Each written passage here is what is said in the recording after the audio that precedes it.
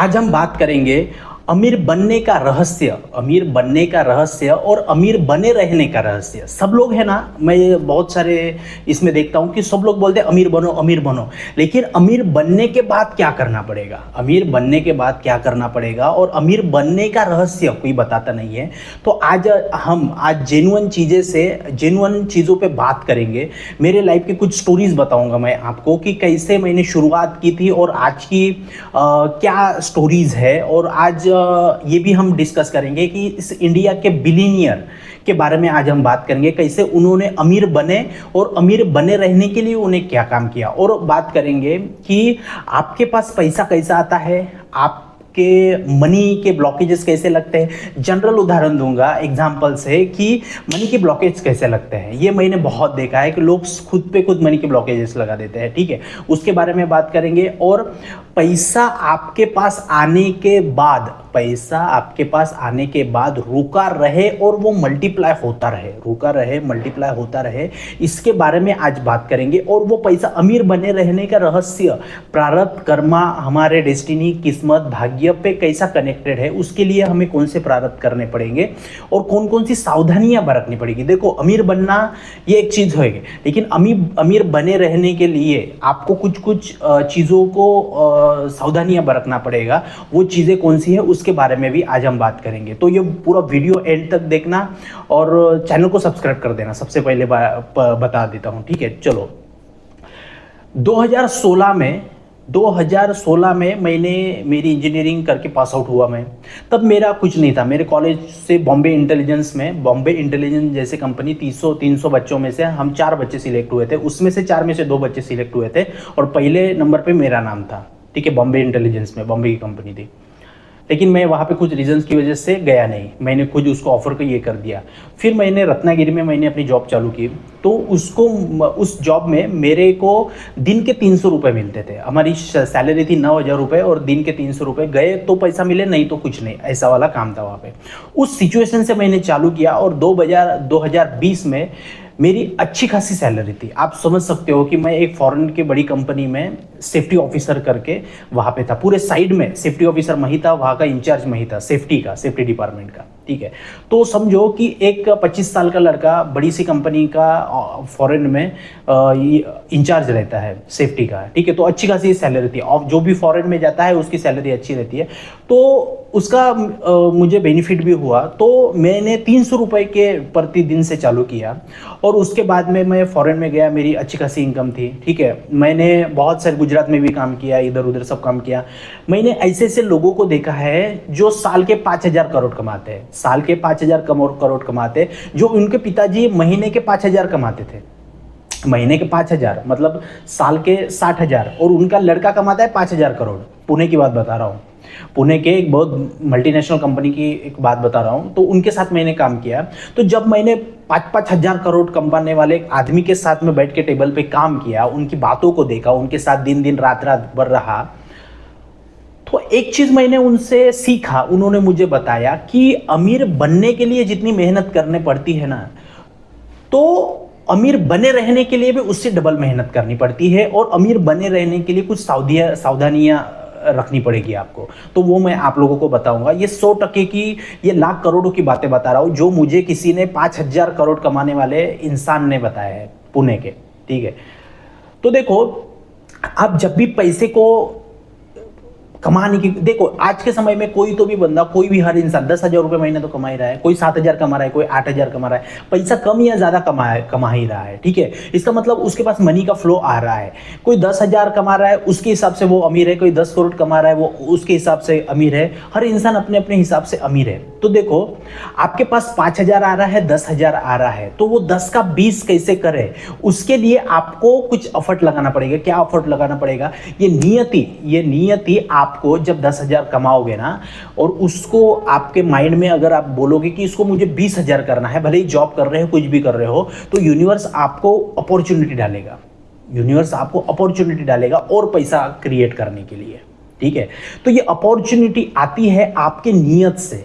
आपके नियत से। आपके पास जब पैसा आ रहा है और उसमें आपने अगर अहंकार दिखाया, ईगो दिखाया, तो आपको वो आगे पैसा नहीं आएगा। लेकिन मैं बताऊँ आपको, आपने अगर उस चीज़ का अच्छा उपयोग करना चालू किया, लोगों को अच्छी ऑनेस्टी के साथ आपने सर्विस देनी चालू की, किसी भी फील्ड में हो सकते हो, तो यूनिवर्स आपको अपॉर्चुनिटी देता है और उस अपॉर्चुनिटी को ग्रैब करने का पोटेंशियल आप में होना चाहिए, रिस्क लेने की क्षमता होनी चाहिए। मैंने अपनी फॉरेन की जॉब छोड़ने की सबसे बड़ी मेरी रिस्क थी, इसलिए मैं आज आपके यहाँ पे बैठा हूँ। मैं अपनी मनमौजी फ्रीडम से लाइफ जी पा रहा हूँ, समझो क्यों? क्योंकि रिस्क लिया, क्योंकि मैंने रिस्क लिया। इस बात को आपको समझना पड़ेगा। देखो, और दूसरी चीज बताता हूँ, इसी वजह से मैं आज यहाँ पे हूँ, ठीक है।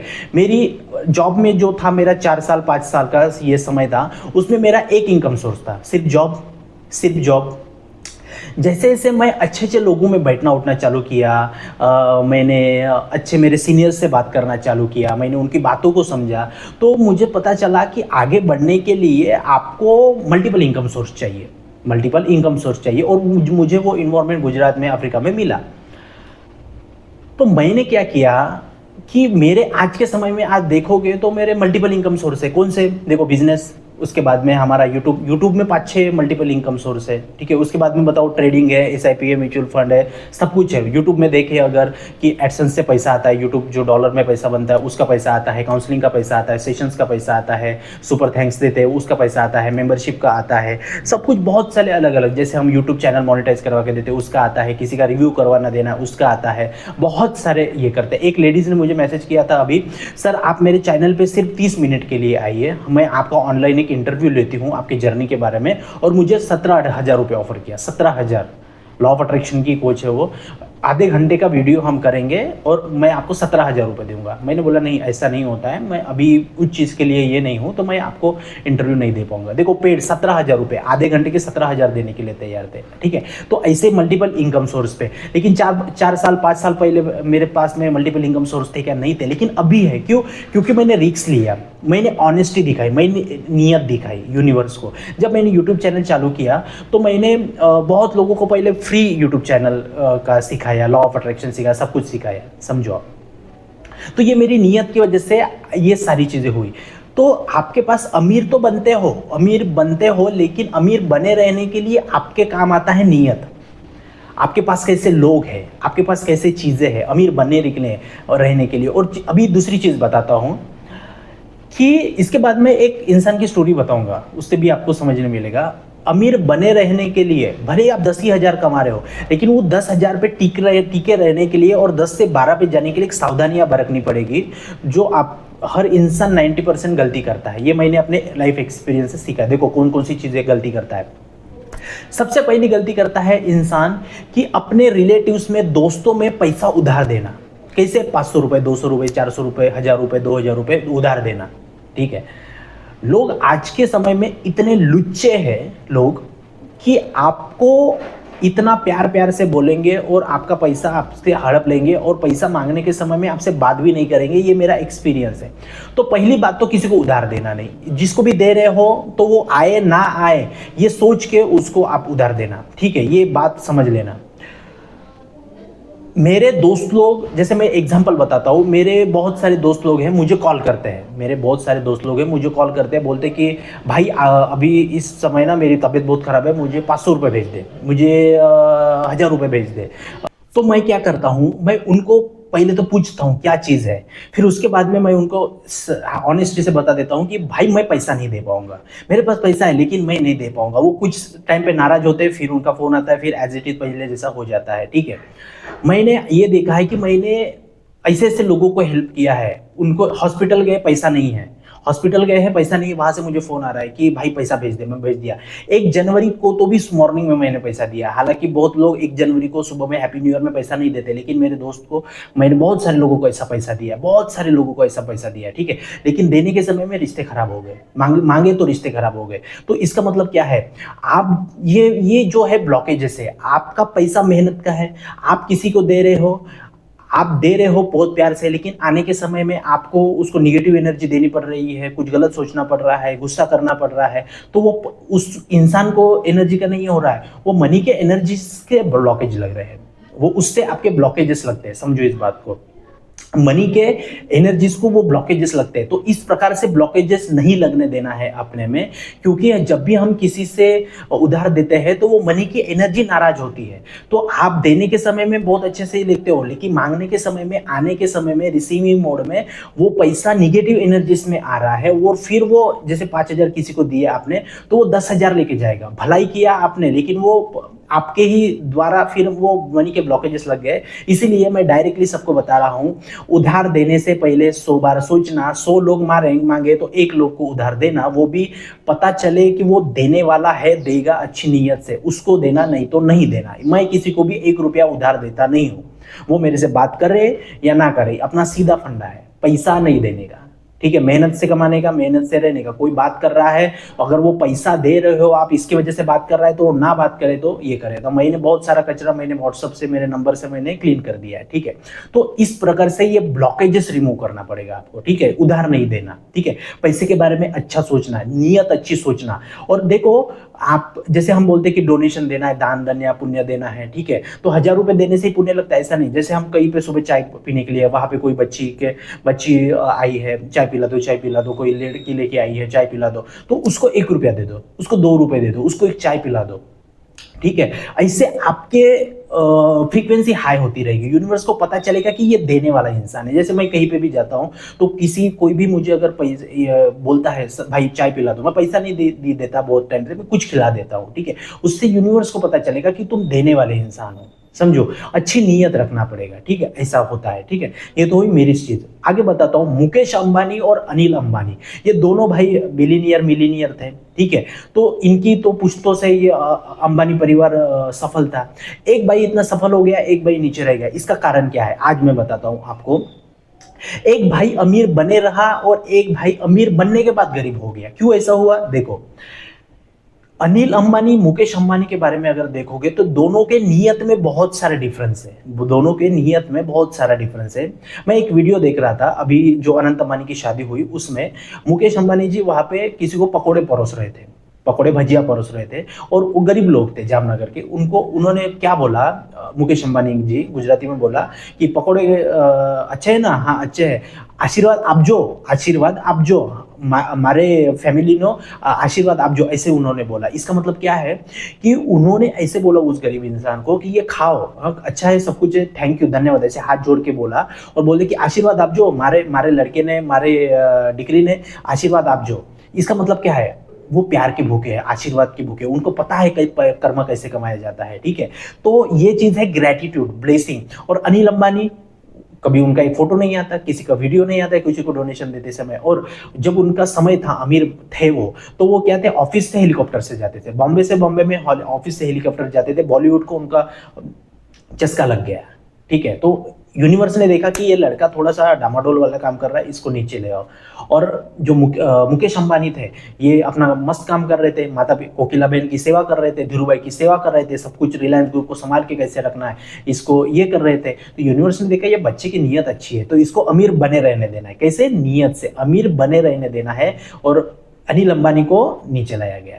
समझो, मुकेश अंबानी के साथ में कोकिला बहन रहती है, इसका मतलब माँ की सेवा किया, रिलायंस ग्रुप को आगे बढ़ाया, जियो लाया, कितने लोगों का, यूट्यूबर्स का लाइफ बना दिया, हमारा भी लाइफ बना दिया जियो आने के बाद में, यूट्यूबर लोगों का।